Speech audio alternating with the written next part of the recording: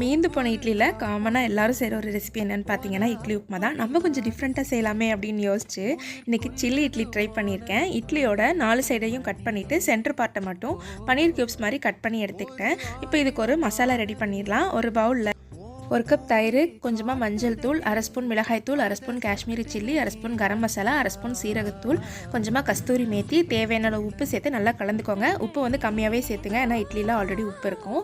இதை நல்லா மிக்ஸ் பண்ணி விட்டுட்டு நம்ம கட் பண்ணி வச்சுருக்க இட்லி க்யூப்ஸையும் இது கூட சேர்த்து நல்லா கலந்து விட்டு ஒரு 1/2 அன் ஹவர் க்ளோஸ் பண்ணி வச்சுருங்க. 1/2 அன் ஹவர் விட்டிங்க அப்படின்னா தான் அந்த மசாலா ஃபுல்லாக இட்லி அப்சர்வ் பண்ணும். 1/2 அன் ஹவருக்கு அப்புறம் ஒரு ஃப்ரை பேன் வச்சு 2 டீஸ்பூன் ஆயில் ஆட் பண்ணிக்கோங்க. அதை நல்லா ஸ்ப்ரெட் பண்ணி விட்டதுக்கப்புறமா நம்ம ஊற வச்சிருக்க இட்லி பீசஸ் எடுத்து அதில் ப்ளேஸ் பண்ணிக்கோங்க.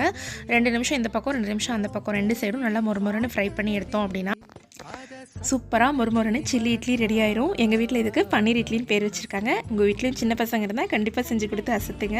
ரொம்பவே இன்ட்ரெஸ்டிங்காக சாப்பிடுவாங்க.